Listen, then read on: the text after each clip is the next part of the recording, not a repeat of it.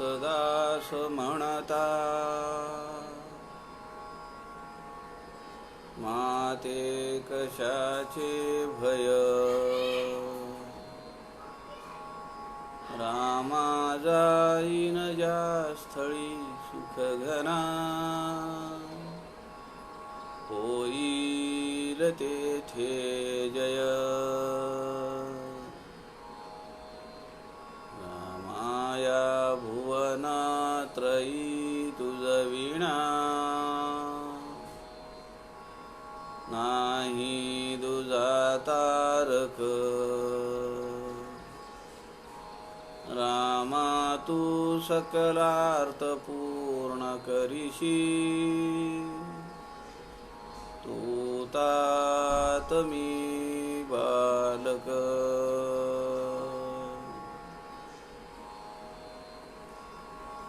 सुखा सारिखे पूर्ण वैराग्य ज्याचे, वसिष्ठा परिज्ञान योगेश्वराचे,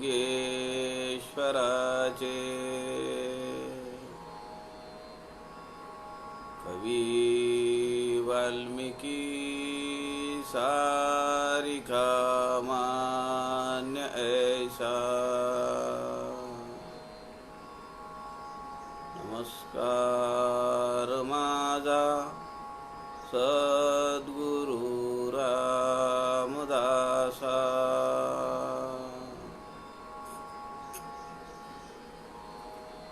मला वाटते अंतरी त्वा वसावे,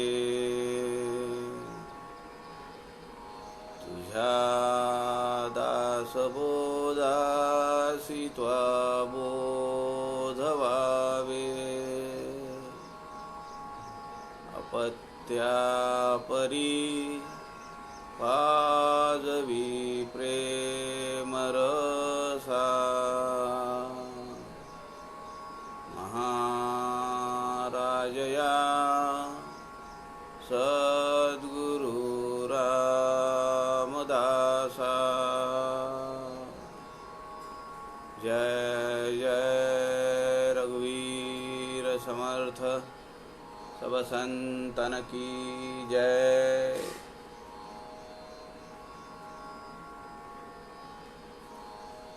सज्जन हो नमस्कार.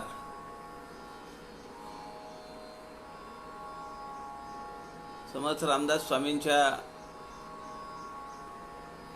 ग्रंथराज दासबोध यातल्या समासांचा आपण अभ्यास करतो आहोत, चिंतन करतो आहोत.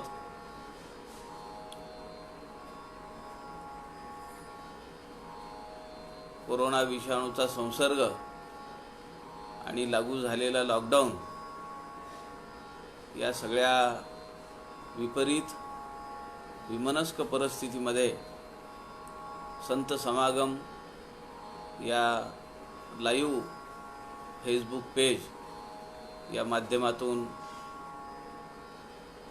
समर्थ रामदासांच्या वाङ्मयाचा प्रचार प्रसार व्हावा आणि जे वाचक आहेत, जे अभ्यासार्थी आहेत, त्यांना काही वेगळी दृष्टी अभ्यास करण्यासाठी मिळते, यावर आपलं काही चिंतन आपण करतो आहोत. सध्या आपण दशक 19वा पाहतो आहोत आणि 19वा दशक त्यामधला समास 9 आपण काल अर्धा समास पाहिला. 31 ओव्यांचा हा समास आहे. काल आपण या समासातल्या काही ओव्या पाहिल्या. आज आपण हा समास पुढे त्याचं चिंतन करूया. श्रीराम समर्थ. श्रीराम. कोणी एक काम करिता होते, न करिता ते मागे पडते. या कारणे ढिले पण ते असोच नये श्रीराम. जो दुसऱ्यावरी विश्वासला त्याचा कार्यभाग बुडाला.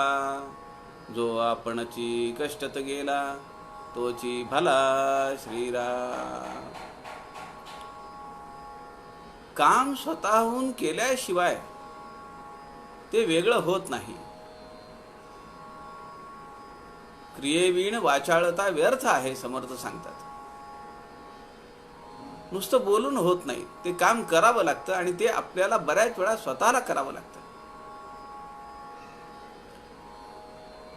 एक महान सूत्र समर्थ या ओवीमध्ये सांगतायत की जे आपण लहानपणी अनेक वेळा ऐकलेलं आहे, पण ते समर्थ रामदासांची ही शिकवण आहे, ही ओवी आहे, हे काही सगळ्यांना माहिती नसतं. अशा बऱ्याच ओव्या आहेत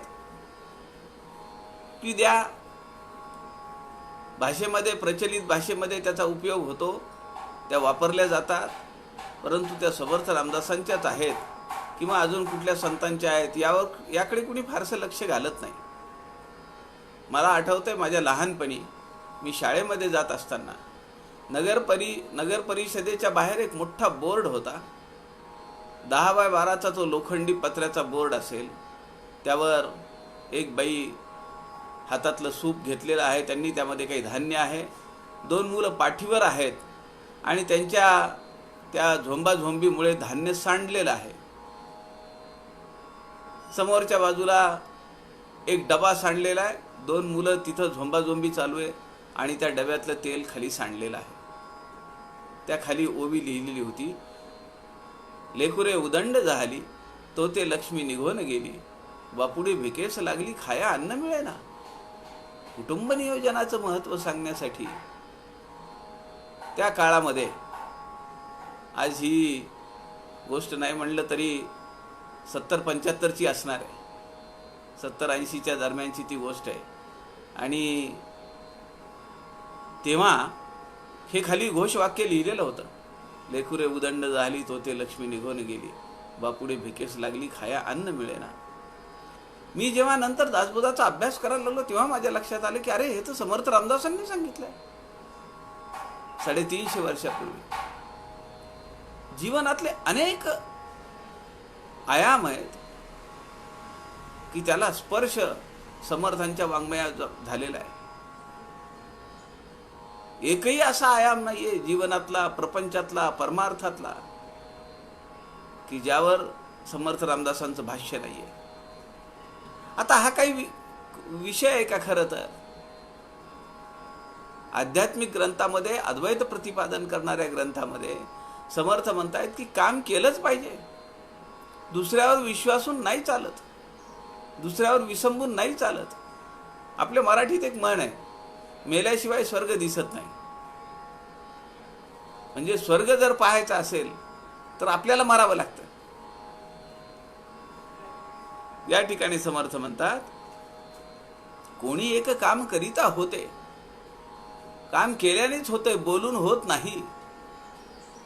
न करीता ते मागे पडते, मग कामाचा ढिगारा लागतो. हे राहिलं, ते राहिलं, ते राहिलं, ते राहिलं. या कारणे ढिले पण ते असोची नाही. वेळेच्या वेळेवर काम होणं, वेळेच्या वेळेवर मोहिमा होणं, वेळेच्या वेळेवर कामाचा उरक होणं हे अत्यंत महत्त्वाचं आहे. आज या लॉकडाऊनच्या परिस्थितीमध्ये सगळ्यांना भरपूर वेळ मिळाला आहे. अनेकांनी अनेक उपक्रम केलेत. त्यांच्या हातावर जी पेंडिंग कामं होती, अभ्यासाची असतील, स्वाध्याय सोडवायची असतील, ती त्यांनी धडाधड सोडवली. ते त्यांचं काम झालं, परंतु समीक्षकांच्या डोक्यावर त्या बंडल पडले ना. ज्यांचे महिन्याला 1 स्वाध्याय 2 स्वाध्याय येत नव्हते, त्यांनी 20-20, 25-25 स्वाध्यायाचं बंडल पाठवलंय आता. का असं झालं? कारण तेव्हा केलं नाही, वेळेमध्ये केलं नाही. मग घरातली कामं आहेत, बाहेरची कामं आहेत, कंटाळा आहे, येणारे जाणारे पै पाहुणे आहेत. ते तसं झालं म्हणून आज ही परिस्थिती आली. म्हणून समर्थ आपल्याला म्हणतात की कोणी एक काम करिता होते. जे आपलं काम आहे ते आपण वेळेवर केलं पाहिजे. जो दुसऱ्यावरी विश्वासला त्याचा कार्यभाग बुडाला. जो आपणची कष्टत गेला तोची भला श्रीराम. जो दुसऱ्यावरी विश्वासला, दुसऱ्यावर विसंबून आपण झोपी जायचं, काम नाही होणार ते बरोबर. मी आपल्याला काल म्हणालो की समर्थ जेव्हा चाफळला असायचे तेव्हा ते राम मंदिराचं प्रांगण झाडायचे. माणसं काय कमी होती का? सेवेला कितीतरी माणसं होती. पण दुसऱ्यावर सगळंच विसंबून नाही चालत. जो दुसऱ्यावरी विश्वासला त्याचा कार्यभाग बुडाला. जो आपणची कष्टत गेला तोची भला. आपणच केलं पाहिजे ते काम, मग ते कमी असेल, मोठं असेल, जास्त असेल. आणि एकदा जर मुख्य माणूस काम करायला लागला तर जे कामचुकार लोक असतात त्यांनाही वाटतं की अरे हे काही बरोबर नाहीये. ते स्वतः काम करतायत, चला पटकन घ्या, चला लवकर. ते काम करतायत, आपण बसून राहणं बरोबर नाहीये. म्हणजे एक तर त्या कामाची सवय आपल्याला होते. नंबर 2, जे कामचुकार लोक आहेत ते उद्योगी होतात. जे टाइमपास करणारे लोक असतात ते कामाला पुढे येतात.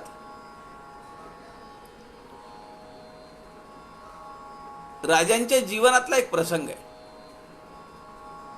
एक प्रसंग का म्हणून, एकमेव छत्रपती शिवाजी महाराज, क्षत्रिय कुलावतंस श्रीमंत छत्रपती श्री शिवाजी महाराज एकमेव राजा आहे की ज्यांनी स्वतःचा आरमार उभा केला.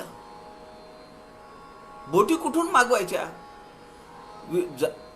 समुद्रावर आपली फौज तैनात असली पाहिजे हे शिवाजी महाराजांच्या नंतर आमच्या सरकारला मागच्या 5-6 वर्षापर्यंत समजलं नाही. आणि कसाब तिकडनं आला. 350 वर्षाखाली जे शिवाजी महाराजांच्या लक्षात आलं, जी रचना शिवाजी महाराजांनी लावली ती आता लावता आली नाही. दुर्लक्ष झालं. सगळी यंत्रणा असून सुद्धा टावर्स आहेत, दुर्बिणी आहेत, काय काय आहे. त्या काळामध्ये बोटी बाहेरून मागवायला लागायच्या. त्याचं तंत्र शिवाजी महाराजांनी विकसित केलेलं आहे. आपले स्वतःचे कारखाने तयार केले, त्यामध्ये शस्त्रास्त्र घडवली, त्यामध्ये बोटी तयार झाल्या. संगमिरी नावाची बोट आहे. 1679 साल आहे. त्या काळातली गोष्ट आहे. आणि ती संगमिरी मोठी शस्त्र वाहू म्हणा, माणसं वाहू म्हणा, ती नौका तयार झाली, मोठी बोट तयार केली. आणि तिने अचाट कर्तृत्व दाखवलं त्या काळामध्ये. तेव्हाचा इंग्रज गव्हर्नर लिहितोय की यांनी तयार केलेल्या बोटींचा पाठलाग आमच्या बोटींना करणं शक्य नाहीये.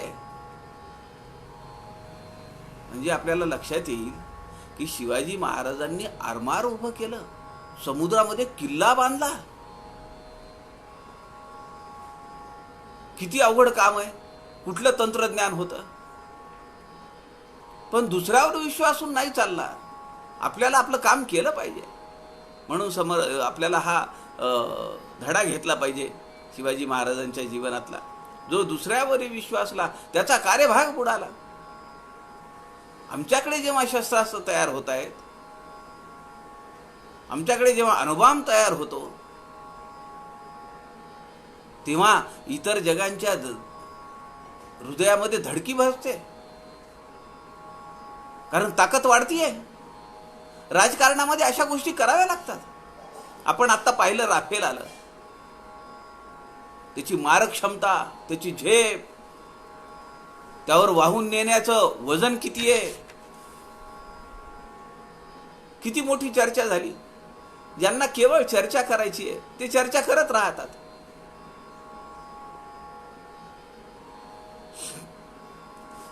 पुढे समर्थ म्हणतात, मुख्य सूत्र हाती घ्यावे, करणे ते लोकांकरवी करवावे, कित्येक खलक उगवावे, राजकारणामध्ये श्रीराम. मुख्य सूत्र हाती घ्यावे. सगळ्यांशीच राजकारणाची चर्चा करून चालेल का? समर्थ रामदासांच्या जीवनामध्ये समर्थांनी अनेक मुख्य माणसांसोबत चर्चा केलेल्या आहेत. बाजी घोरपडे आपल्याला माहिती आहे.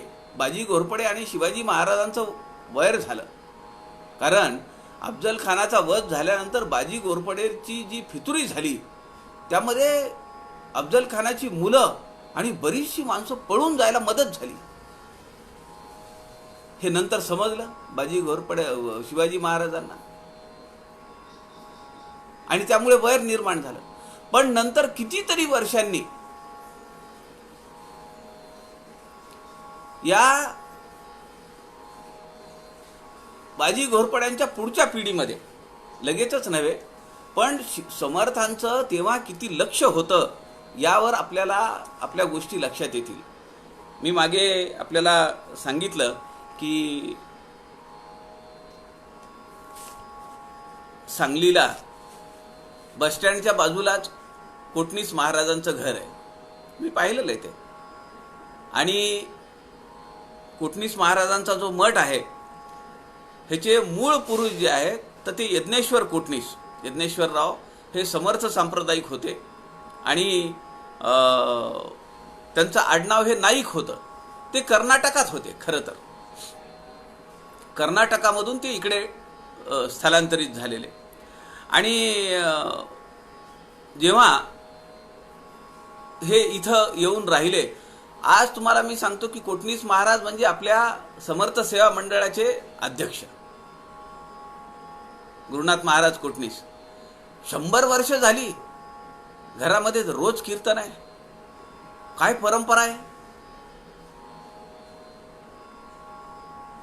भोसले आणि घोरपडे यांच्यामध्ये बितुष्ट आलं आणि पुढे मग वैर निर्माण झालं, आपल्याला ते माहिती आहे.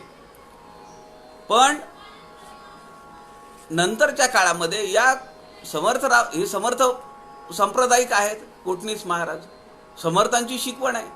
कोटणीस महाराजांनी पुढच्या पिढीमध्ये भोसले आणि घोरपडे या दोन्ही घराण्यामध्ये समेट करून आणलेला आहे. म्हणजे समर्थ रामदासांचं सूक्ष्म निरीक्षण हे राजकारणावर किती होतं. आणि कोटणीस महाराजांना समर्थ रामदासांनी प्रताप मारुती दिलेला आहे. तो आजही त्यांच्या घरी आहे पूजेमध्ये. राजकारणाचा आणि यांचा काही संबंध नाही शिवाय समर्थ रामदासांचा, असे जी लोक म्हणतात त्याला हे उत्तर आहे. अनेक प्रसंग आहेत की ज्या प्रसंगामध्ये आपल्या लक्षात असं येईल की समर्थ रामदासांनी अत्यंत सूक्ष्म दृष्टीनं बारीक नजर ठेवून राजकारणाच्या सगळ्या घडामोडींवर आपलं लक्ष केंद्रित केलेलं आहे. कोणता सरदार कुठून निघालेला आहे, कोणतं संकट कुठे येत आहे. हा अफजल खान यायच्या अगोदर प्रतापगडावर तुळजाभवानीची प्रतिष्ठापना केलेली आहे समर्थांच्या आज्ञेवरून. मोरोपंत पिंगळे आणि त्यांच्या पत्नी या दोघांनी ती प्रतिष्ठापना केलेली आहे.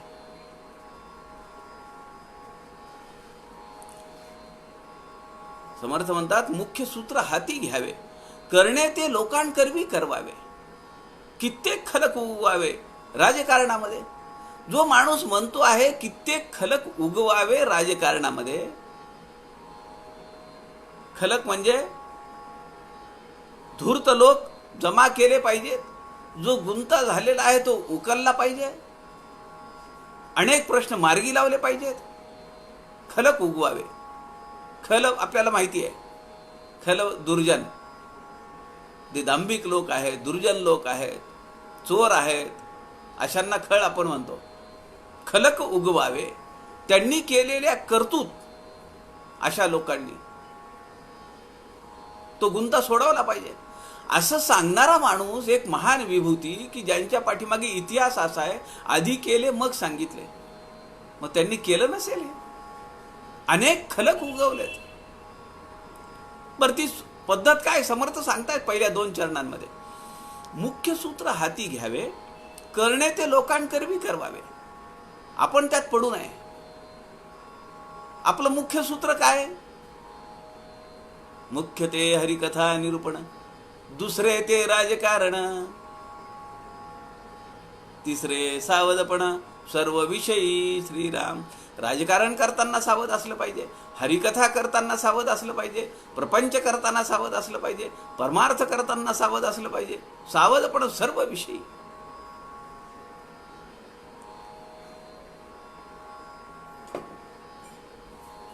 मुख्य सूत्र हाती घ्यावे याचा अर्थ असा आहे,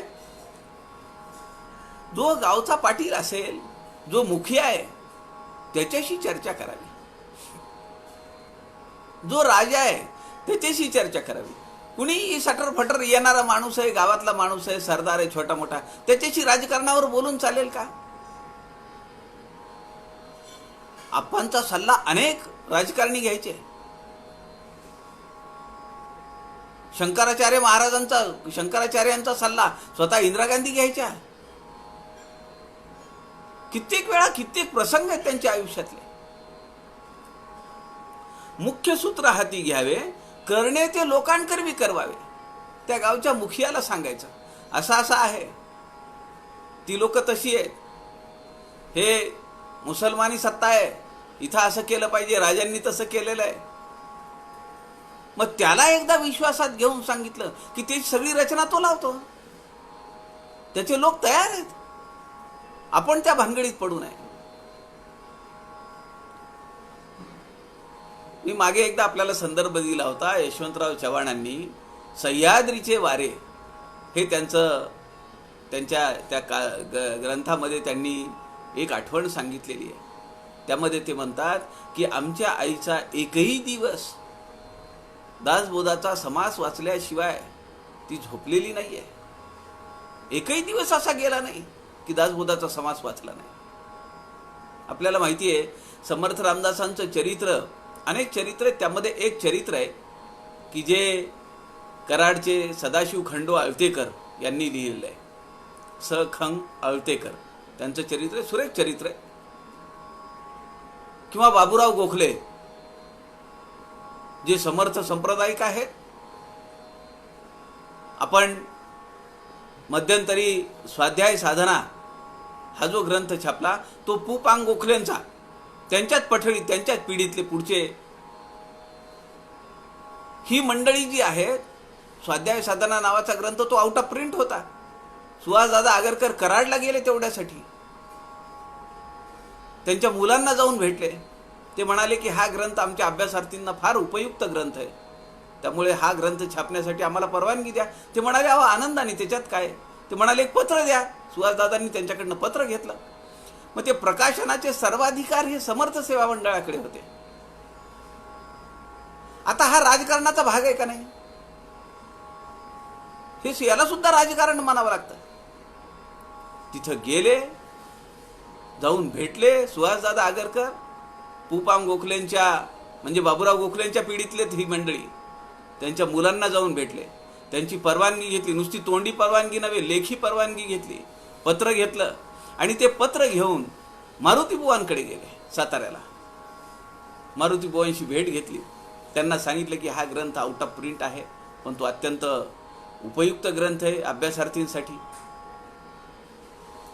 त्या ग्रंथामध्ये हा जो आपण दासबोध वाचतो आहोत 200 समासांचा, हा पंचावतारी ग्रंथ आहे असं पुपांग गोखले म्हणतात. म्हणजे 4 अवतार दासबोधाचे अगोदर झालेले आहेत. ते कसे कसे झाले, केव्हा केव्हा झाले, ते आपला वेगळा विषय आहे. मग मारुतीबुवांकडे गेले सुहासदादा आगरकर. त्यांना विनंती केली की हे मी पत्र आणलेले, आता आम्हाला ह्याचं प्रकाशन करण्यासाठी तुम्ही आम्हाला परवानगी द्या. ते म्हणाले काही हरकत नाही, पण म्हणाले एकच प्रकाशन करावं लागेल. किती करणार आहेत ग्रंथ तुम्ही? मग आता एकच करणारे पुन्हा वेगळी परवानगी घेण्यापेक्षा सुहासदादा आगरकरांनी 1000 ग्रंथ काढले. अत्यंत सुरेख ग्रंथ आहे. आपण सगळ्यांकडे, सगळ्यांच्या घरी हा ग्रंथ असला पाहिजे. इतरांना ग्रंथ भेट म्हणून द्या. 100-125 रुपये किंमत आहे. पण दासबोधामध्ये शब्द किती आलेले आहेत. एक उदाहरण धरून चला की तीक्ष्ण शब्द किती आलेले आहेत. कोणत्या दशक, कोणता समास, कोणती ओवी, काही ओव्यांचे अर्थ आहेत. आता ही जी ओवी आहे, कित्येक खलक उगवावे, अशा एका चरणाचा त्यांनी एक एक दोन दोन पॅरेग्राफ अर्थ दिलेला आहे, टिपा दिलेल्या आहेत, अर्थ स्पष्ट करून सांगितला आहे. असा हा सुरेख ग्रंथ आहे. आपल्याकडे ते ग्रंथ पडून आहेत. त्यामुळे आपण आपल्या अभ्यासासाठी किंवा इतरांना भेट देण्यासाठी म्हणून आपण स्वाध्याय साधना हा ग्रंथ आवर्जून घेतला पाहिजे. 1000 ग्रंथ आपण काढलेले आहेत. आणि मारुतीबुवांनी सुद्धा तेव्हा लगेचच एक पत्र दिलं. 1000 ग्रंथाच्या प्रकाशनासाठी, एका प्रकाशनासाठी ही परवानगी देण्यात येत आहे.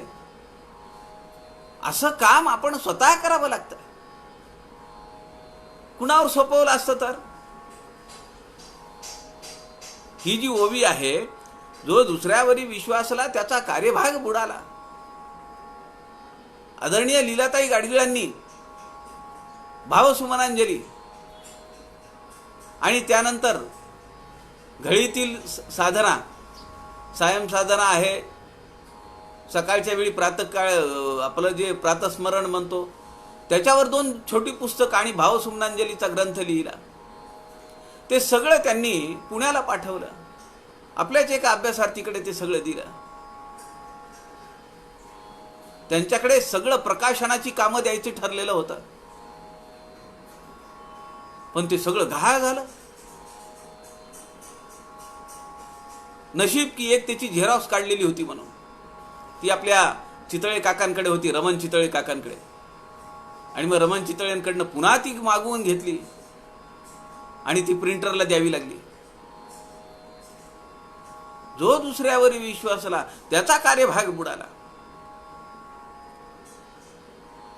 मी सांगत होतो उदाहरण यशवंतराव चव्हाणांचं. त्यांनी त्या ग्रंथामध्ये लिहिलंय की आमची आई एकही दिवस असा गेला नाही तिच्या आयुष्यातला की ज्या दिवशी तिने दासबोधाचा समास वाचला नाही. यशवंतराव चव्हाण हे काँग्रेसचे मोठे कार्यकर्ते, मोठे नेतृत्व, केंद्रामध्ये, राज्यामध्ये. हिमालय जेव्हा संकटात पडतो तेव्हा सह्याद्री धावून जातो, ही तेव्हा मन पडलेली आहे.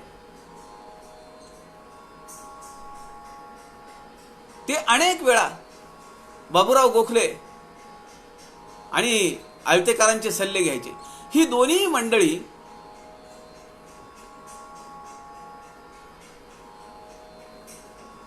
मंडळी कराडमध्ये आहेत आणि यशवंतराव चव्हाण त्यांचा सल्ला घेत आहेत. राजकारणासाठी समर्थ शिष्यांचा, कट्टर समर्थ सांप्रदायिकांचा सल्ला यशवंतराव चव्हाणांनी घेतलेला आहे.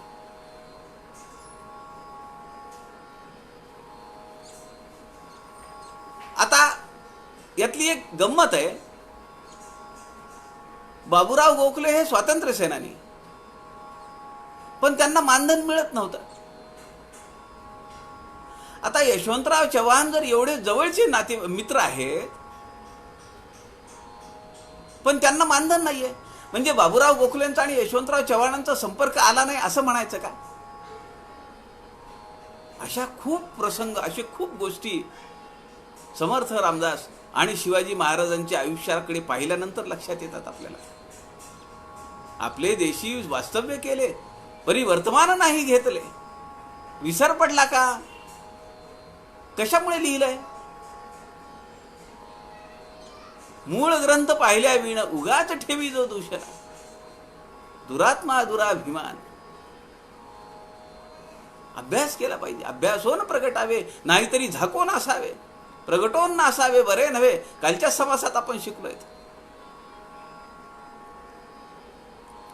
हा स्वाध्याय साधना ग्रंथ घळीमध्ये आहे, पुण्यामध्ये आगरकरांकडे पण आहे.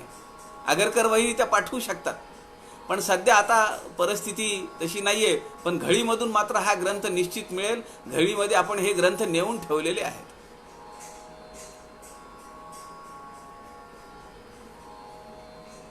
बोलके पैलवान कळकटे, तयासीच घ्यावे झटे.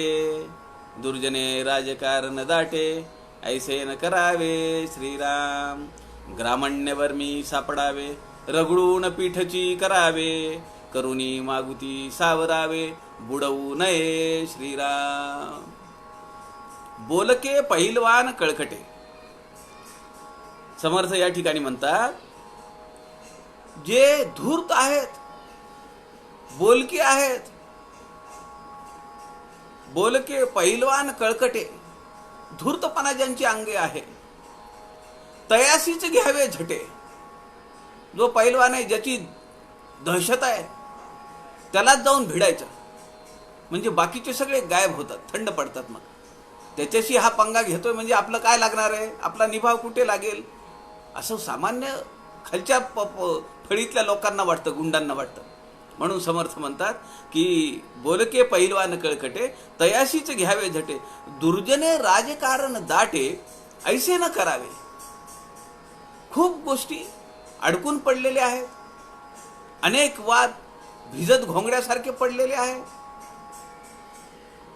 कित्येक वर्ष झाली राम जन्मभूमीचा प्रश्न निकाली निघत नाहीये. कित्येक वर्ष झाली आमचा देशाचा एक भाग असून तिथं आमचा तिरंगा ध्वज डौलानी दिमाखानी फडकू शकत नाही. तिथला कायदा वेगळा. आपण जर तिथे गेलो तर आपल्याला काही खरेदी करता येत नाही. प्लॉट नाही, घर नाही, जमीन नाही, मोटरसायकल नाही, वाहन नाही. एकाच देशामध्ये असं का? समर्थ म्हणतात, दुर्जने राजकारण दाटे ऐसे न करावे. अनेक गोष्टी भिजत घोंगड्यासारख्या पडू नयेत. आणि आपण पाहतो आहोत सध्या एक एक प्रश्न मार्गी लागतायत. अनेक जे शेकडो कायदे की ज्यांचं काही काम नव्हतं, अडचण. आम्ही एका कार्यक्रमात होतो पुण्याला. ग्राहक तीर्थ बिंदू माधव जोशींनी त्यांच्या निर्याणाच्या अगोदर 400 पानांचा एक ग्रंथ लिहिला, भारतीय ग्राहक चळवळ, सिद्धांत, साधना, सिद्धी. 400 पानांचा ग्रंथ. जायच्या अगोदर 2015ला ते गेले. 2013ची गोष्ट ही. आणि पुण्यामध्ये मोठ्या सभागृहामध्ये हा कार्यक्रम होता. आणि भारतीय ग्राहक चळवळ, सिद्धांत, तत्वज्ञान काय आमचं, आमचे सिद्धांत काय आहेत, आमचे प्रिन्सिपल्स काय आहेत, साधना आम्ही काय केलं, कोणती साधना केली, एवढ्या वर्षामध्ये आम्ही काय साधना केली, आणि पुढचा पार्ट सिद्धी. ह्याची फळश्रुती काय, आमच्या साधनेतून आम्हाला काय प्राप्त झालं, आम्हाला म्हणजे कार्यकर्त्याला काय फायदा झाला हा नव्हे, या देशाला काय मिळालं, इथल्या समाजाला काय मिळालं. ग्राहक संरक्षण कायदा मिळाला, जिल्ह्याला ग्राहक न्याय मंच मिळाले, राज्याला ग्राहक आयोग मिळाला, ग्राहक संरक्षण परिषदा मिळाल्या. असा तो ग्रंथ आहे. त्याचं प्रकाशन करण्यासाठी तेव्हाचे जिल्हाधिकारी माननीय नितीनजी करीर आले होते. आणि ते बोलताना असं म्हणाले, त्यांच्या भाषणामध्ये ते म्हणाले, आपण साधारण एक पाऊण तासापासून या ठिकाणी बसलेलो आहोत. या तासाभरामध्ये किमान 4 ते 5 कायदे मोडलेत आपण. एवढे कायदे आहेत या देशामध्ये. कायद्याचं परिपालन तर कुठंच होत नाही. ते सगळे कायदे मोडीत काढलेत माननीय पंतप्रधानांनी. राजकारण दुर्जन राजकारण दाटे, ऐसे न करावे. मोकळं करत राहिलं पाहिजे. लोकांचा समुदाय जमा झाला आणि जर काम होत नसेल, थाई थाई ठाई ठाई जन तुंबला, समर्थांचं एका वचन आहे स्फुट काव्यामध्ये, ठाई ठाई जन तुंबला. हे बरे नव्हे. जसं माणसं अडकली पाहिजे नाही, ट्रॅफिक सारखी चालत राहिली पाहिजे, तसं राजकारणामध्ये अनेक प्रश्न मार्गी लागले पाहिजे. तुंबून नाही ठेवायचे. चर्चा चर्चा चर्चा. दहशतवाद्यांशी किती वर्ष झाली व चर्चा चालू आहे, आणि चर्चेतून काहीच फलित येत नाही. उलट दहशतवादी सोकावतायत. 26 जानेवारी आली, 15 ऑगस्ट आला, तर त्याच्या अगोदर 15 दिवस हाय अलर्ट पूर्ण देशामध्ये. सगळी यंत्रणा तिकडे कामाला लागायची. काम धंदे सोडा आणि कोण काय करतोय ते बघा. धाक नव्हता ना, चलता है अशी भूमिका होती. आता राहिलं नाही ते. एक तरी बातमी आहे का घातपात झाला या 15 ऑगस्टला, मागच्या 26 जानेवारीला? दुर्जन राजकारण दाटे ऐसे न करावे, ग्रामण्य वर्मी सापडावे, रगडून पीठची करावे, करुणी मागुती सावरावे, बुडवू नये श्रीराम. समर्थ म्हणतात ग्रामण्य वर्मी सापडावे.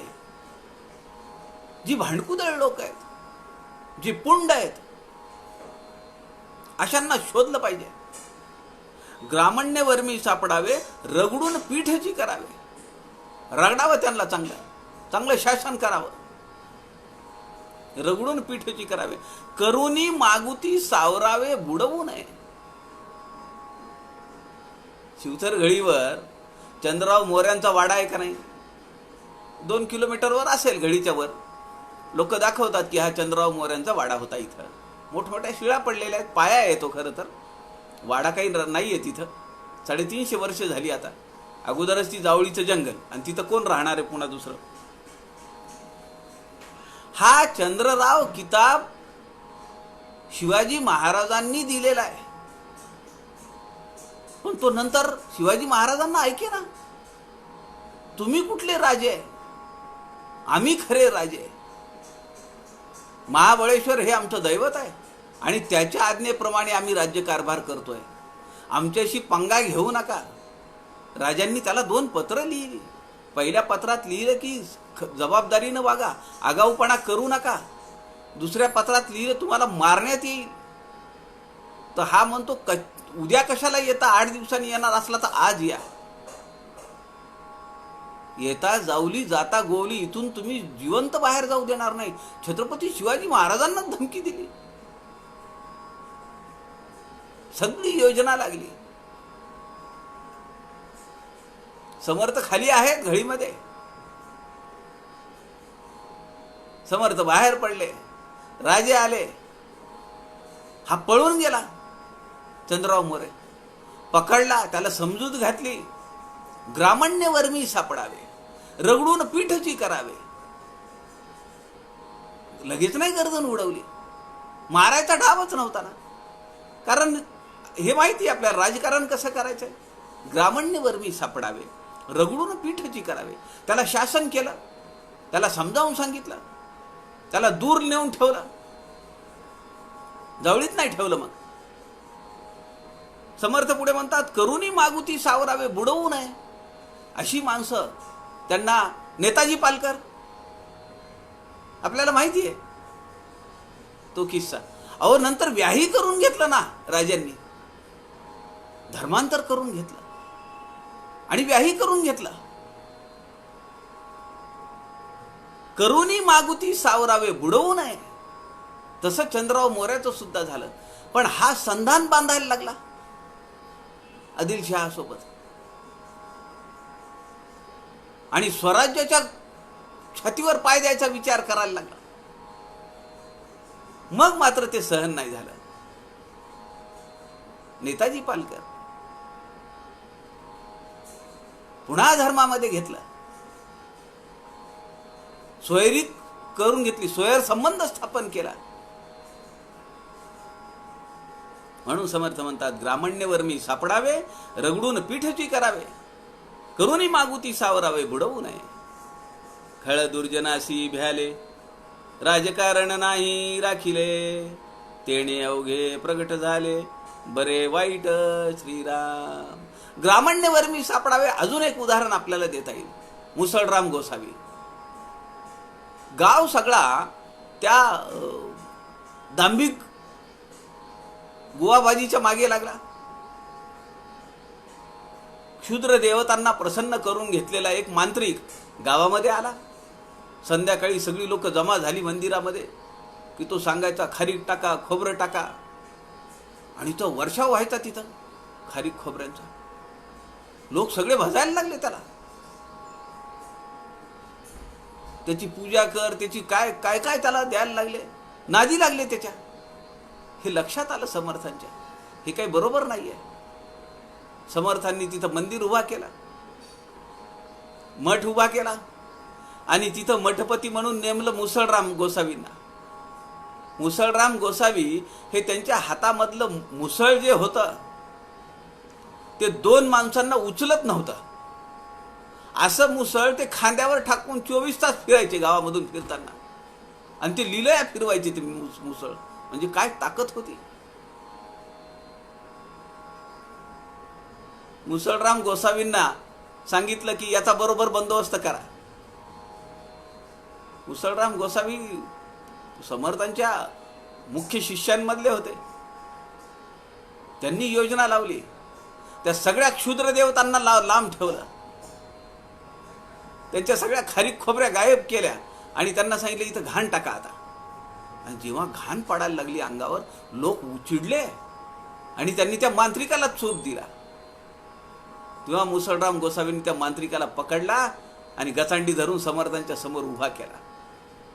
त्यांनी हात जोडले. तो शरणागत झाला.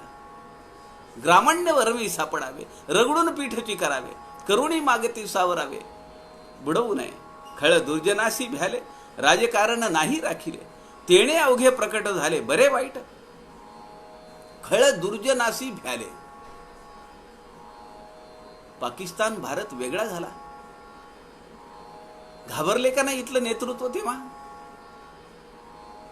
गाड्याच्या गाड्या प्रेत वाहून आली, मुंडकी छाटलेली. गाड्या भरभरून आल्या. माझी आपल्या सगळ्यांना विनंती आहे, आपण जर रक्त लांछन कादंबरी वाचली नसेल, आदरणीय सच्चिदानंद शेवडेंची, ती कादंबरी आपण वाचावी. मी सलग वाचू शकलो नाही. कित्येक वेळा मला कादंबरी, ते पुस्तक, तो ग्रंथ बाजूला ठेवावा लागला. अंगावर असे रोमांच आले, अंग कंप पावत होतं. मोरया प्रकाशन, त्यांनी प्रकाशन केलेलं आहे त्याचं, रक्त लांछन. सच्चिदानंद शेवडे त्याचे लेखक आहेत. आणि मी मागे सांगितलं, पुन्हा रिपीट करायला हरकत नाही, परंतु माननीय बाळासाहेब ठाकरेंच्या आयुष्यामध्ये केवळ एकच एक प्रस्तावना त्यांनी दिली एका ग्रंथासाठी, आणि ते म्हणजे रक्तलांछन. कुठल्याही ग्रंथाला बाळासाहेब ठाकरेंनी प्रस्तावना दिलेली नाहीये. केवळ एक ग्रंथ आहे आणि तो आपण वाचला पाहिजे. फाळणीच्या वेळी काय नरसंहार झाला, त्याचं वास्तव, भेदक आणि दाहक चित्रण आहे सगळं. रक्तलांछन वाचा. मोरया प्रकाशन,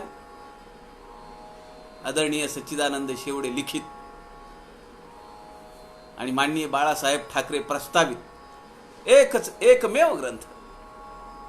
खळ दुर्जनासी भ्याले. त्या लोकांना घाबरलो आपण. 55 कोटी रुपये दिले. 2 वेळा त्यांनी आपल्यावर युद्ध लादलं. जो भूभाग आपला होता तो सुद्धा गिळंकृत केला. कळ दुर्जनासी भ्याले, राजकारण नाही राखिले. राजकारण नाही करता आलं. त्या काळामध्ये 55 कोटी रुपये म्हणजे आज काय किंमत आहे त्याची? कुठे असता आपला देश? 55 कोटी रुपये दिले. तेणे अवघे प्रकट झाले बरे वाईट. एवढी वर्ष झाली, पण आजही ते दुखरा काटा निघतोय का? कायम ठस ठस ठस ठस.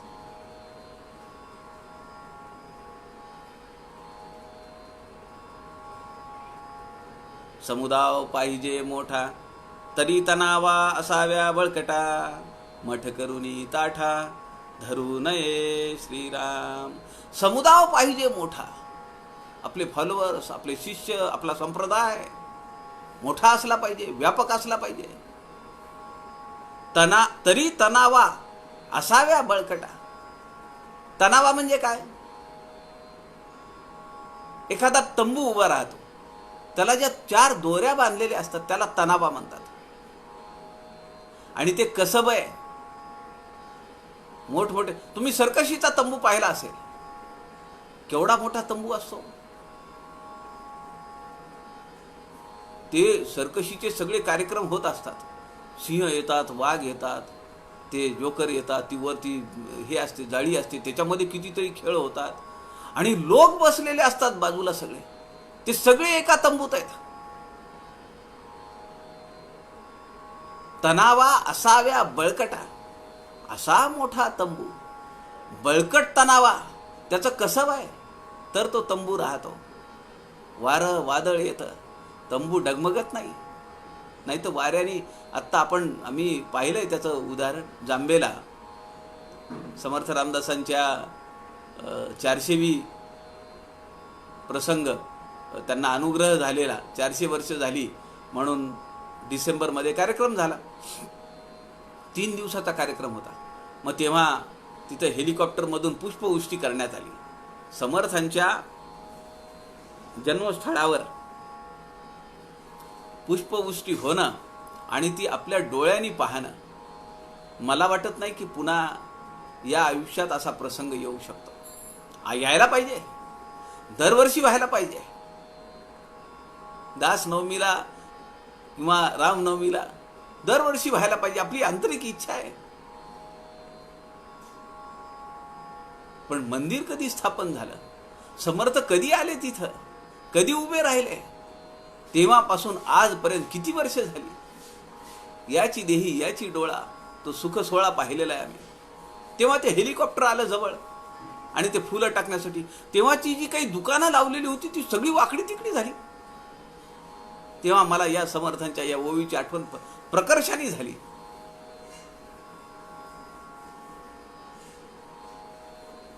ही ओवी तणावा असाव्या बळकटा, ज्या तणावा बांधलेल्या आहेत, तंबूच्या दोऱ्या. आता तंबू आहे आणि त्याच्या दोऱ्या बांधलेल्या आहेत म्हणून तंबू टिकतो. समर्थ म्हणतात समुदाय पाहिजे मोठा, तणावा असाव्या बळकटा, त्याची शक्ती, त्याचा व्याप तो मोठा असला पाहिजे. मठ करूनी ताठा धरू नये. माननीय सरसंघ चालकांना आमंत्रण गेलं गडावर या म्हणून समर्थांच्या दर्शनासाठी. मोठं दुःख आहे हो आपलं हे. आणि दुःख काही छोटं मोठं नाहीये, काळजाला भिडणारं दुःख आहे. माननीय सरसंघ चालकांना, मोहनजी भागवतांना आमंत्रण गेलं गडावर या म्हणून. ते म्हणाले नक्की कुणाकडे यायचं आहे, तुम्ही दोघं एकत्र व्हा, मग मी येईन. तणावा असाव्या बळकटा, आमची शक्ती तेवढी व्यापकता नाहीये. का नाहीये त्याचं कारण समर्थांनी 3ऱ्या आणि 4थ्या चरणात दिलेलं आहे. आमची शक्ती खरं तर किती मोठी शक्ती आहे हो. समर्थांच्या या ग्रंथामध्ये, या शब्दांमध्ये किती अर्थ दडून भरलेला आहे. एक राजकारणी पुरुष, एक संन्यासी माणूस, एक प्रापंचिक माणूस, एक साधक, एक सिद्ध, एक मुमुक्षु, एक बद्ध, कुणासाठी नाहीये हा ग्रंथ मला सांगा. किती मोठं विचार, किती मोठा व्यापक अर्थ या ग्रंथामध्ये दिलेला आहे. समर्थांनी सगळं आयुष्य आपलं 1100 मठ, हजारो मठपती स्थापन करण्यात घालवलं, पण कुठेही ताठा करून बसले नाहीत. आज परिस्थिती काय आहे?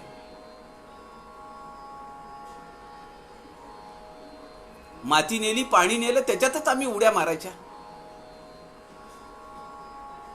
पण समर्थांचं नाव नाही घेता आलं तिथं, याचं शल्य मला आहे. समर्थ रामदास स्वामींचं नाव शिलान्यासाच्या वेळी मोठ्या अभिमानाने घ्यायला पाहिजे होता. मोठ्या अभिमानाने गडाला आमंत्रण द्यायला पाहिजे होता.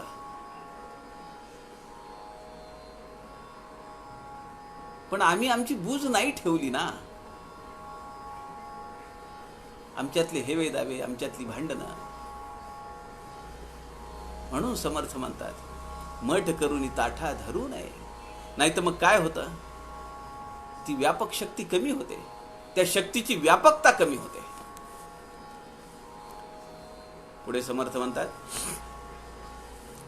दुर्जन प्राणी समजावे, परी ते प्रगटन करावे. सज्जना परीस आळवावे, महत्व देऊनी श्रीराम. दुर्जन प्राणी समजावे, परी ते प्रगट न करावे, सज्जना परीस आळवावे, महत्व देऊनी. आपल्याला माहिती आहे की समर्थांच्या चरित्रातला प्रसंग आहे हा. एकदा समर्थ निघाले, ते चालले होते रंगनाथ स्वामींच्या निगडीला. आपल्याला माहिती असेल 4 का 5 निगडी आहेत सातारा जिल्ह्यात. रंगनाथ स्वामींची निगडी प्रसिद्ध आहे. 4 का 5 निगडी आहेत, त्यापैकी रंगनाथ स्वामींची निगडी प्रसिद्ध आहे. आपल्याला माहिती आहे समर्थ पंचायतांमध्ये रंगनाथ स्वामी आहेत आणि त्यांचा राजयोग होता. कमरेला शेला, वर जरीचा टोप, कट्यार, कमरेला खोवलेली घोडा, जोडे, अंगभर वस्त्र, आभूषण, राजयोगी रंगनाथ महाराज. त्यांच्याकडे समर्थ एकदा निघाले आणि समर्थ साताऱ्याच्या जवळ देगाव म्हणून आहे, त्या ठिकाणी थोडा वेळ थांबले. त्या देहगावला हुरड्याचे दिवस होते. समर्थ थांबले, काही शिष्य सोबत होते. शिष्यांना वाटलं की चला 4 कंस तोडावीत, बसलो आहोत, थोडा आराम करतो आहोत, तर थोडं हुरडा खावा आणि मग पुढे निघावं. त्यांनी समर्थांना विचारलं. समर्थ म्हणाले मालकाला विचारून घ्या. शिष्य इकडे तिकडे बघितलं शिष्यांनी, मालक काही कुठे दिसे ना. त्यांना वाटलं 4 कंस तर काढायची आहेत, काय एवढं लगे विशेष आहे आणि कुणाला खायचंय? आम्ही समर्थांचे शिष्य आहोत, आमचे सद्गुरू शिवाजी महाराजांचे सद्गुरू आहेत. एखाद्या शेतातून 10-5 कंस काढली आणि त्याचा हुरडा करून खाल्ला तर काय बिघडलं एवढं? कोणतं मोठं नुकसान झालं? न विचारता त्यांनी ती कंस तोडली, हुरडा केला. आता तो भाजला. भाजत असताना धूर झाला. दूरवर तो धनी कुठं बसलेला होता त्याच्या लक्षात आलं. तो धावत पळत आला. त्याने विचारलं, कोण आहेत तुम्ही आणि काय करतात? शिष्यांनी सांगितलं की असं असं आम्ही कणस तोडली आणि थोडा हुरडा खाल्ला.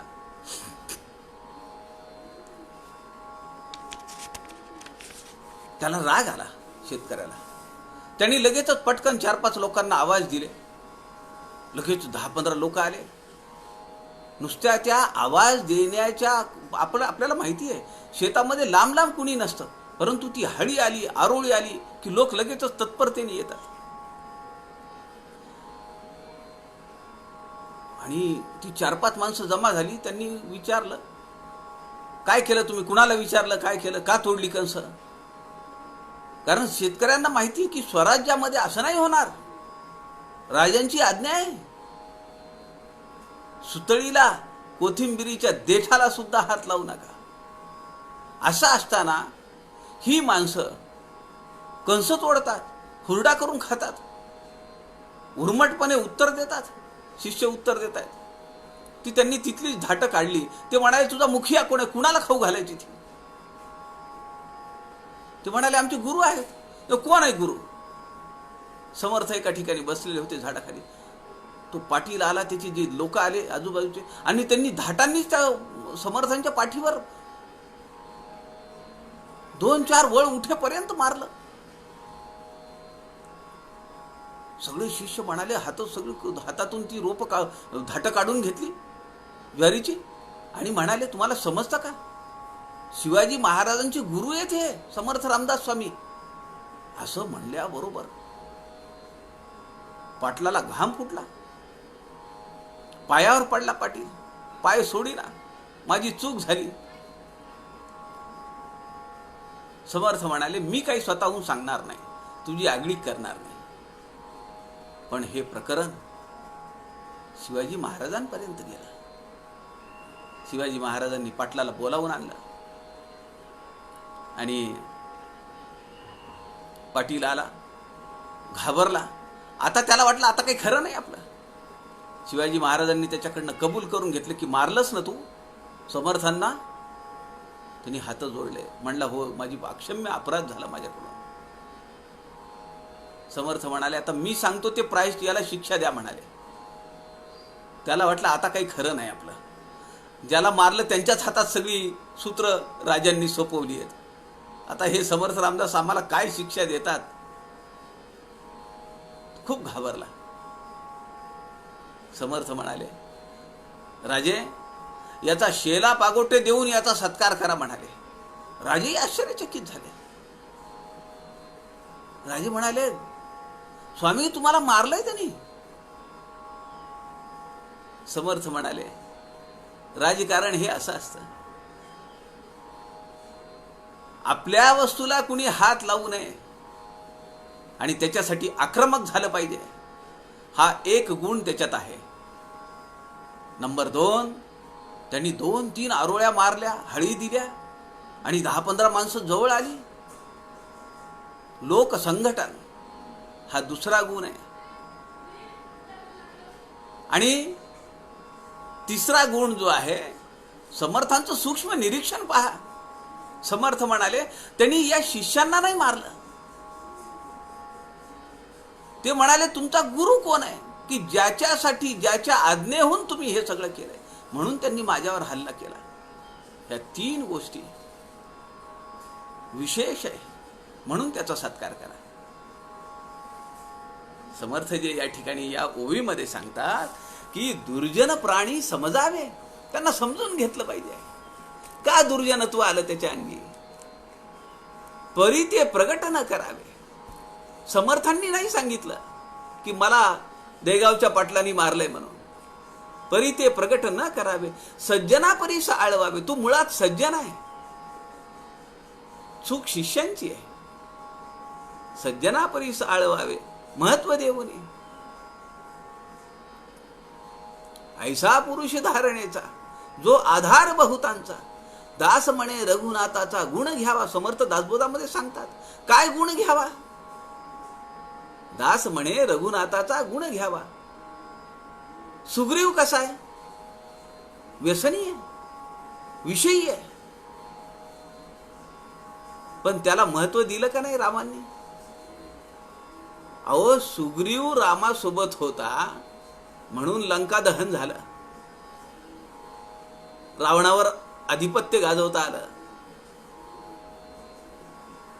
सुग्रीव व्यसनी आहे, विषयी आहे, पण सज्जना परीस आळवावे. त्याला आळवलंय, त्याची मदत घेतली आहे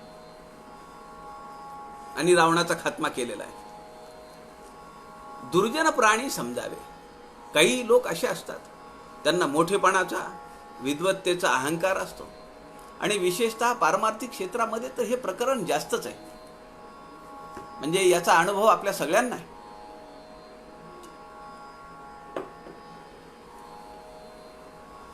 जेवढा अभ्यास जास्त तेवढा अहंकार जास्त. वय झालेलं आहे पण निवृत्ती नको वाटतीये. ती आसक्ती आहे त्या पदाची म्हणा, त्या अधिकारांची म्हणा, किंवा त्या विद्वत्तेची म्हणा. असे प्राणी समजले पाहिजेत, लक्षात घेतलं पाहिजे. ज्याला राजकारण करायचंय, राजकारण म्हणजे आत्ताचं राजकारण, याला आपण चुकूनही पॅरलल किंवा त्याचं कंपॅरिझन करणे नव्हे, खऱ्या अर्थाने समाजकारण. आता हे काही राजकारण आहे का. देगावच्या पाटलाचा शेला पागोटे देऊन सत्कार करून घेतला, हे राजकारण आहे. आत्ताचं राजकारण नाही आहे, समाजकारण आहे. त्याच्यातल्या गुणांना समर्थ रामदासांनी ओळखलेलं आहे. काही दुर्जन प्राणी असतात, त्यांचा स्वभाव असतो. अशा दुर्जन प्राण्यांना ओळखावं समर्थ सांगतात, समजून घ्यावं, परी ते प्रगट न करावे आणि त्यांची जिथं जशी छाटणी करायची आहे तशी ती करता आली पाहिजे. त्यांना आहे त्या जागेवर ठेवता आलं पाहिजे. त्यांचा उपद्व्याप, त्यांचा उच्छाद हा हळूहळू का होईना तो कमी करता आला पाहिजे. हे राजकारणाचं एक सूत्र आहे. किती सूचना समर्थांनी ह्या 31 ओव्याच्या ग्रंथ समासामध्ये दिलेल्या आहेत बघा. जनामध्ये दुर्जन प्रगट, तरी मग अखंड खटखट, या कारणे ते वाट बुझून टाकावी श्रीराम. जनामध्ये दुर्जन प्रगट, तरी मग अखंड खटखट, या कारणे ते वाट बुझून टाकावी. खंडोजी खोपडे याचा एक पाय आणि एक हात काढला, पण शब्द दिलेला मी मारणार नाही म्हणून राजांनी. ज्या हाताने लगाम धरणार आणि जो पाय रिकीबीत ठेवून घोड्यावर स्वार होणार, एक हात आणि एक पाय काढला. असे दुर्जन लोक आहेत. त्याचा बरोबर मुकाबला केलेला आहे. बरोबर तिथं ती वाट बुजवून टाकलेली आहे. वाट बुजवून टाकावी, या कारणे ते वाट बुजवून टाकावी समर्थ सांगतायत. जनामध्ये दुर्जन प्रगट, असे दुर्जन जर समाजामध्ये राहिले तर समाज बिघडेल. तरी मग अखंड खटखट, सारखं खटखट खटखट ते काहीतरी उपद्व्याप करत राहतील. आपलं लक्ष विचलित होईल. म्हणून त्यांचा बंदोबस्त पाहिजे तेव्हा पाहिजे तिथं बंदोबस्त करता आला पाहिजे. हे राजकारण आहे. गनिमाच्या देखता फौजा, रणशुरांच्या फुरफुरती भुजा, ऐसा पाहिजे की राजा, कै पक्षी परमार्थी श्रीराम. कै पक्षी परमार्थी. कै पक्षी म्हणजे कैवार, परमार्थाचा कैवार घेणारा. तुमच्यामुळे ब्राह्मण मंडळ्या राहिल्या, तुमच्यामुळे बहुजन समाज राहिला, तुमच्यामुळे मंदिरं उभी राहिली, त्यांचं रक्षण झालं, दुर्जनांचं निर्दालन झालं, सज्जनांचं संरक्षण झालं. देणे ईश्वराचे, देणे ईश्वराचे, देणे ईश्वराचे. दशक 18, समास 6, उत्तम पुरुष निरूपण. समर्थांनी कौतुक केलेलं राजांचं. समर्थ या ठिकाणी म्हणतात, गनिमाच्या देखता फौजा, शत्रू पक्षाच्या अथांग आलेल्या त्या फौजा पाहून, रणशुरांच्या फुरफुरती भुजा. एवढं मोठं बलाढ्य संकट आलं स्वराज्यावर, मोठं भयानक संकट अफजल खानाच्या रूपाने. सगळे परेशान आहेत. काय करावं? एवढ्या मोठ्या संकटातून हे राज्य राहील का? कारण जे संस्थानिक, जे राजांचे संस्थानिक होते, मांडलिकत्व होते, सरदार होते, त्यातले बरेचसे सरदार वरून खलिते आल्यामुळे ते जाऊन भेटायला लागले तिकडे, त्याच्याशी मिळणी करायला लागले. आपला फौजफाटा घेऊन त्याच्या वाईला जमा व्हायला लागले अफजल खानाच्या शेजारी. कसं होईल स्वराज्याचं? पण शिवाजी महाराजांनी 2 दिवस अगोदर ठराविक सरदारांना, अत्यंत विश्वासू सरदारांना बोलावलं आणि त्यांना सांगितलं, मला काल रात्री दृष्टांत झालेला आहे. तुळजाभवानी स्वप्नामध्ये आलेली आहे आणि तिने सांगितलंय की मी तुझ्या पाठीशी आहे. शिवाजी महाराजांच्या स्वप्नात तुळजाभवानी आली आणि तिने सांगितलं की मी तुझ्या पाठीशी आहे. राजे सांगतायत, अभिमानाने सांगतायत, प्रफुल्ल चेहऱ्याने सांगतायत. आणि त्याच काळामध्ये रामचंद्र अमात्य चाफळवरून गडावर आलेले आहेत. त्यांच्या हातात समर्थ रामदासांनी या मोठ्या यशासाठी रामाचा तुरा प्रसाद म्हणून पाठवलेला आहे. योगायोग आहे. रणशुरांच्या फुरफुरती भुजा. आता येऊ दे त्या खानाला, किती सैन्य आणतो काय करतो, सगळी त्याची बंदोबस्त करतो. जे एक मानसिक दौर्बल्यता आली होती, नैराश्यता आली होती, ती सगळी संपली. ऐसा पाहिजे की राजा कैपक्षी परमार्थी.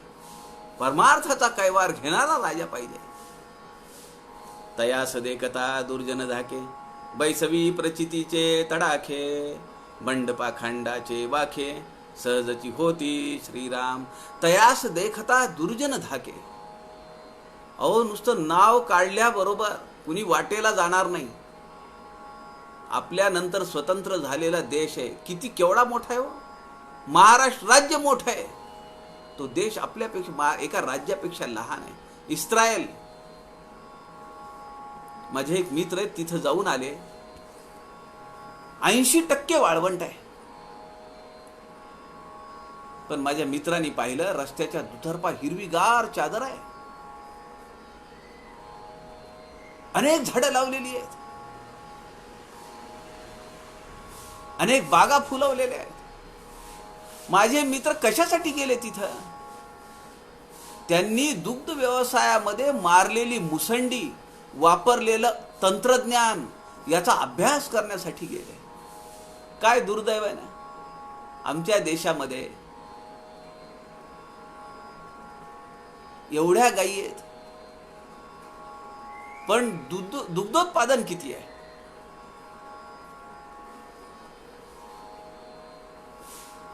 बायफनी धवल क्रांती आणली या देशामध्ये. उदंड दूध झालं, पण ती टिकली थोड्या दिवसासाठी, थोड्या वर्षांसाठी.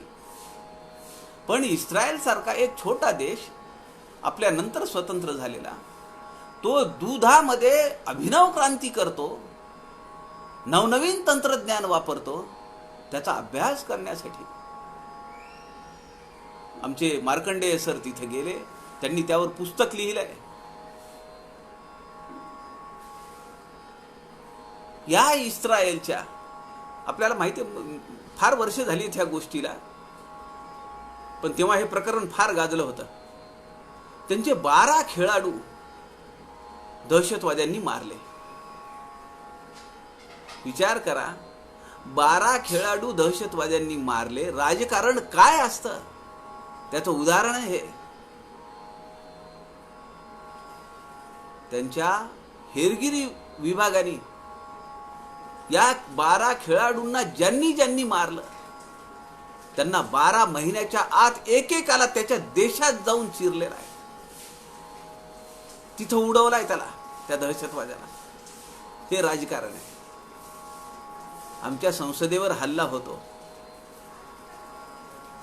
किती दिवसात तिकडची संसद उडायला पाहिजे होती. आम्ही चर्चा करणार. दहशतवादाला रंग नसतो म्हणणार. अहो, अफजल खानाचा कोथळा काढलेला फोटो तो सुद्धा सरकारने जाहीरपणे लावण्यावर बंदी आणली. एवढं शंड सरकार आहे का हो? एवढी शंड माणसं आहेत आमची. अफजल खानाचा कोथळा शिवाजी महाराजांनी काढलेला ते चित्र जे आहे ते जाहीरपणे लावण्यावर बंदी घातली होती. कसलं राजकारण आहे? समर्थांना हे चालणार नव्हतं.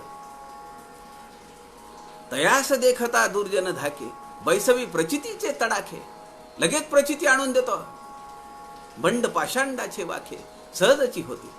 हे धूर्तपणाची कामे, राजकारण करावे नेमे. ढिलेपणाच्या संभ्रमे, जाऊ नये श्रीराम. समर्थ म्हणतात, हे धूर्तपणाचं काम आहे. राजकारण येरागावाळ्याचं काम नाही आहे. हे धूर्तपणाचे कामे, राजकारण करावे नेमे. नेमकं केलं पाहिजे, नियमित केलं पाहिजे. ढिलेपणाच्या संभ्रमे जाऊ नये. जसं कोणी एक काम करीता होते, न करीता ते मागे पडते. नेमानी नाही केलं, नियमित नाही केलं, या कारणे ढिलेपणा ते असोची नाही. तसं इथं समर्थ म्हणतात, ढिलेपणाच्या संभ्रमे जाऊ नये. कोठेच पडेना दृष्टी, ठाई ठाई त्याच्या गोष्टी. वाघविळासे सकळ सृष्टी, वेधिली तेने श्रीराम. कोठेच पडेना दृष्टी, तो दृष्टीला दिसतच नाहीये. सगळी योजना लावतो, सगळ्यांना कामं वाटून दिलेली आहेत. प्रत्येक जण आपल्या कामामध्ये गर्क आहे. कोठेच पडेना दृष्टी, ठाई ठाई त्याच्या गोष्टी. पण प्रत्येक जण त्याच्याकडे पाहतो. त्यांनी आपल्याला काम नेमून दिलेलं आहे. हे आपलं कर्तव्य आहे. तो या देशासाठी घाम गाळतो आहे, तो या देशासाठी राबतो आहे, मग त्याच्यासाठी आपण काम करायला पाहिजे. ही भावना सगळ्या लोकांमध्ये जागृत झालेली होती तेव्हा त्या काळामध्ये. राजांच्या बाबतीतलं वर्णन आहे. वाघविळा असे सकळ सृष्टी वेधिली त्याने.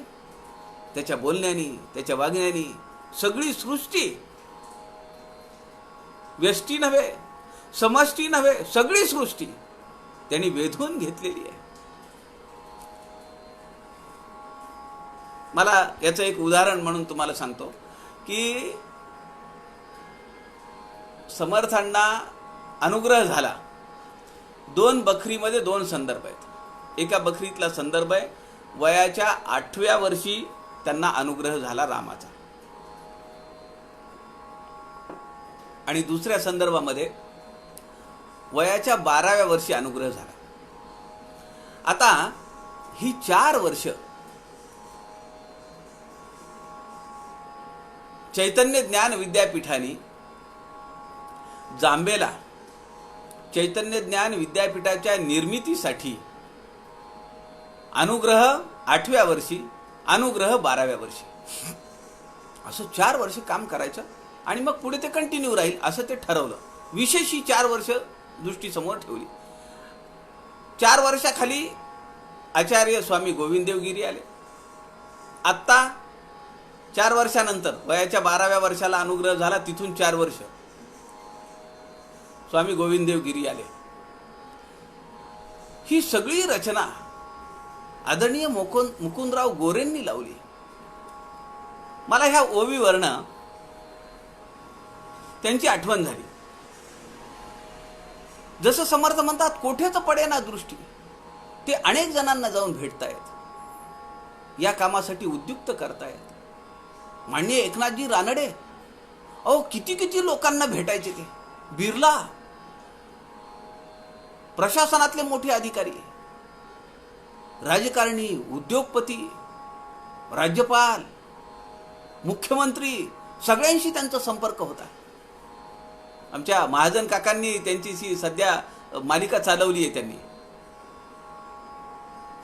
बाबरी मशिदीचा ढाचा पाडला, राम मंदिर आणि मी असं म्हणून त्यांनी ते सलग सिरियल चालवली आहे. ते पाठवत आहेत, त्यांच्या आयुष्यातले प्रसंग सांगतायत. ते मोरया प्रकाशन त्यांच्याबद्दल बोलतोय मी.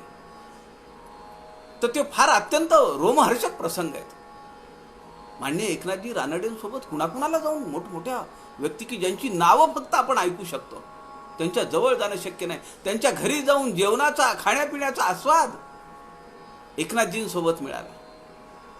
पण कुठेतरी आहेत का ते? एवढं मोठं दिव्य, भव्य दिव्य उभा केलंय सगळं कन्याकुमारीला. तसं चैतन्य ज्ञानपीठाचं काम होत आहे. एवढा मोठा भव्य दिव्य प्रकल्प आहे. कुणाच्या अधिष्ठानावर आहे? कोण धावपळ करत आहे? भेटीगाठी करायच्या, संपर्क करायचं. आदरणीय मुकुंदरावजी गोरे. आणि ते मुकुंदरावजी गोरे ही जी ओवी आहे, कोठे तर पडे ना दृष्टी, ठाई ठाई त्याच्या गोष्टी, सगळीकडे त्यांची चर्चा आहे. वाघविळा असे सकळ सृष्टी वेधिली त्याने. मुकुंदराव गोरे हे भारतीय मजदूर संघाचं काम करायचे आणि भारतातून त्या काळामध्ये कामगार नेत्यांचं नेतृत्व करणारे आणि रशियामध्ये जाऊन बाजू मांडणारे एकमेव कामगार नेते आहेत.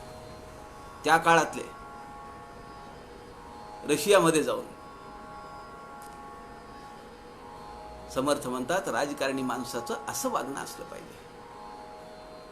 हुंब्यासी हुंबा लावून द्यावा, टोणप्यास टोणपा आणावा, लौंदास पुढे उभा करावा, दुसरा लौंद श्रीराम, धटासी आणावा धट, उद्धटासी पाहिजे उद्धट, खटनटासी खटनट, अगत्य करी श्रीराम. हुंब्यासी हुंबा लावून द्यावा.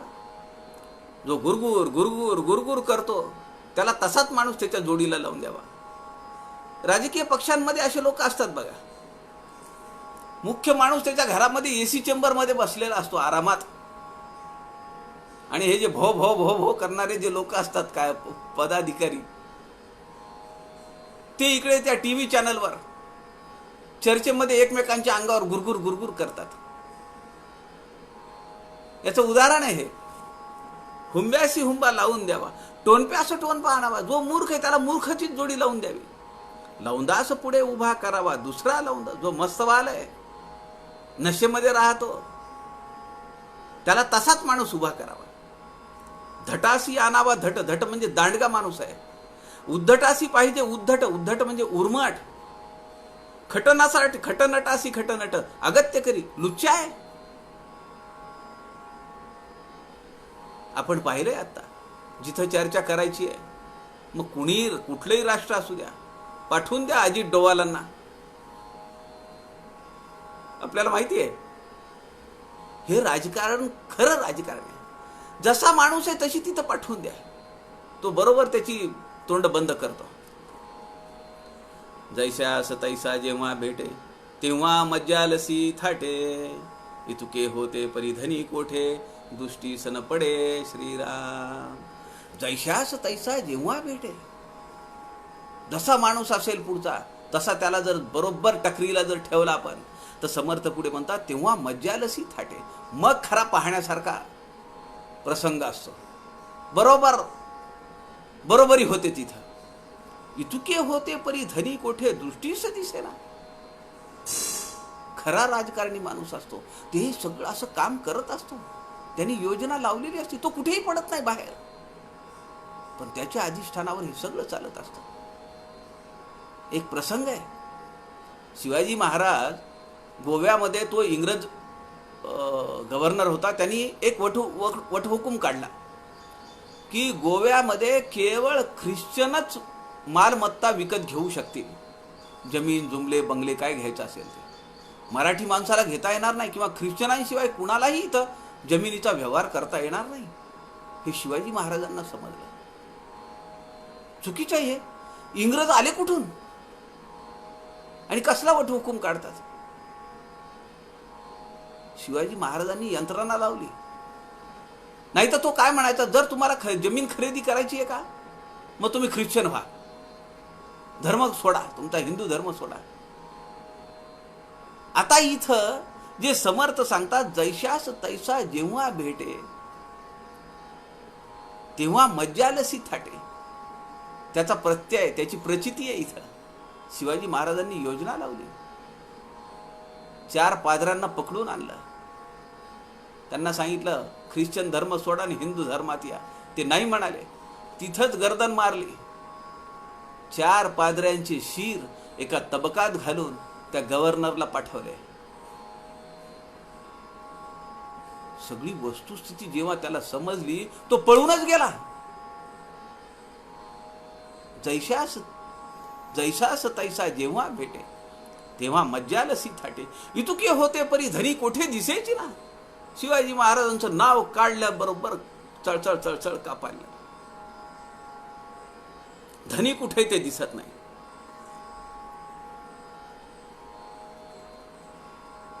अशा अनेक छोट्या मोठ्या अत्यंत सूक्ष्म सूचना समर्थ रामदासांनी या समासामध्ये दिलेल्या आहेत. आज शिवसमर्थांचं स्मरण हे राष्ट्राचं जीवन, शिवसमर्थांचं विस्मरण हे या राष्ट्राचं मरण. या शब्दातला अनुभव मागच्या 60-70 वर्षात आपण घेतलेला आहे. समर्थांचं हे राजकारण आपल्या राजकीय पुढाऱ्यांनी काही अंशाने जरी आपल्या आचरणात आणलं, तरी हा देश पुनश्च एकदा परमवैभवाप्रत जायला कमी पडणार नाहीये. सुजलाम सुफलाम ही इथली भूमी होईल, आणि ते सगळं तसं पुन्हा व्हावं म्हणून समर्थांना प्रार्थना करूया. आपल्या सगळ्यांच्या हृदयस्थ परमेश्वरास नमस्कार करतो. झालेली सेवा समर्थांच्या चरणी अर्पण करतो. जय जय रघुवीर समर्थ.